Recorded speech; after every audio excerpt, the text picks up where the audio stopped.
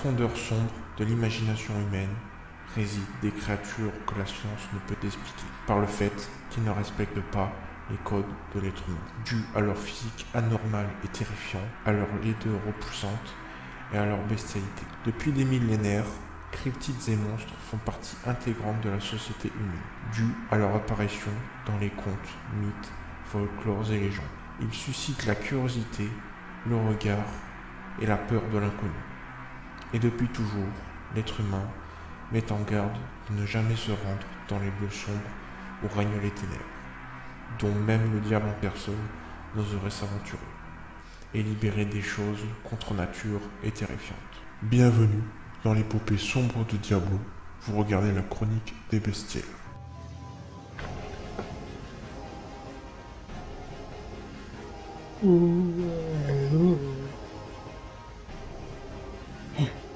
Oh putain.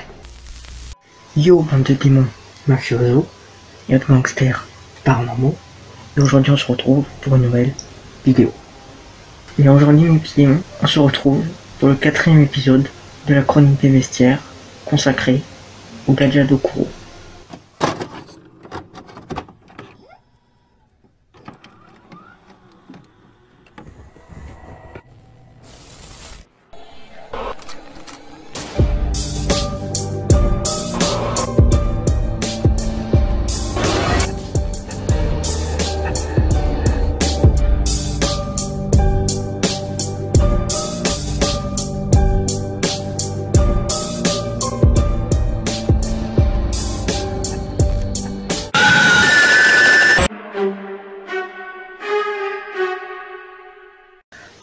Donc, qu'est-ce que le Gadja d'Okuro? Donc déjà, le Gadja d'Okuro fait partie du folklore japonais, donc c'est un yokai. Un yokai, c'est à la fois un fantôme, un esprit et un démon. Donc voilà. Donc parmi lesquels on compte le kitsune, le tanuki ou même le kappa. Parfois, dans certaines régions du Japon, on peut même l'appeler le Odokuro. Ça dépend, comme je vous ai dit, des régions. Et ce monstre est plutôt populaire au Japon, mais encore très méconnu ici en Europe. Donc le Gadja d'Okuro est représenté sous la forme d'un spectre squelettique géant, dont le dos est courbé et il est menaçant, et on dit que son corps se compose des os pillés sur des cadavres des personnes mortes, de famine, ou alors d'autres choses que je vais vous parler plus en détail après. Et ce Gadja d'Okuro est surnommé le squelette affamé. Donc dans certains mythes, le Gadja d'Okuro est né de squelettes de personnes décédées n'ayant pas reçu de sépulture. Et souvent, il s'agissait de soldats victimes de la guerre dont personne n'est venu réclamer le corps. Et donc, ils étaient incapables de trouver le repos à cause de l'absence de rites funéraires. Et donc, ils ont été rongés par le remords et la colère d'avoir été abandonnés sur le champ de bataille, et leur corps en décomposition renaîtront sous la forme de cette créature surnaturelle, donc le Gadja d'Okuro. Donc ça, c'est l'une des versions on dit. Mais selon toute croyance, il faudrait que le squelette ait 100 personnes décédées pour compléter la naissance du Gadja d'Okuro. Mais dans cette version de la légende, qui se rapproche du Gadja d'Okuro du Yurei, donc le Yurei, si vous vous demandez ce que c'est un fantôme dépourvu de jambes issu du folklore japonais. Donc voilà, parce qu'on voit jamais ses jambes tellement qu'il est immense, on dit qu'il n'a pas de jambes. Voilà. Après, ça dépend des versions.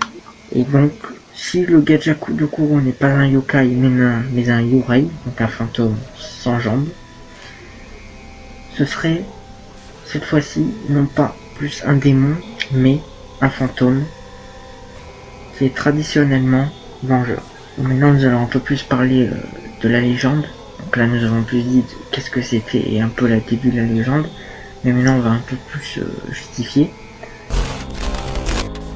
Donc selon la légende, le Gadja d'Okuro, du haut de ses 15 mètres, c'est un être redoutable qui évolue surtout après minuit dans les zones rurales, là où les habitants sont les moins nombreux. et le Gajadokuro rôde à l'affût du monde à poursuivre. Avec les os qui composent son squelette, il émet souvent des claquements, des bruits d'os qui craquent, qui annoncent son arrivée. Et lorsqu'il trouve une proie, il choisit de l'écraser ou de la dévorer si celle-ci ne court pas assez vite, en arrachant sa tête. C'est joyeux. C'est joyeux. Et en outre, le Gajadokuro possède des pouvoirs d'invisibilité et il se sert en effet de cette faculté pour surprendre les voyageurs solitaires dans les campagnes, et c'est la réputation d'être indestructible, notamment en raison de sa taille et de sa constitution. Selon les croyances, il existe une façon pour l'arrêter, un charme, fait par un puissant prêtre Shinto. Shinto, du shintoïsme dans le folklore japonais, qui peut permettre de conjurer cette créature et l'abattre. Maintenant, je vais un peu plus parler dans la culture populaire. En raison de son apparence redoutable et de la légende qui lui colle à la peau pour son régime. Et celui-ci est souvent utilisé figure antipathique de la culture populaire, comme par exemple dans le jeu Devil Summoner, dans la saga Shin Megami Tensei. Donc, par exemple, il incarne l'un des démons contre lesquels le personnage principal doit battre de manière régulière. Et dans le monde du jeu vidéo, c'est une habitude de retrouver le Gajadokuro.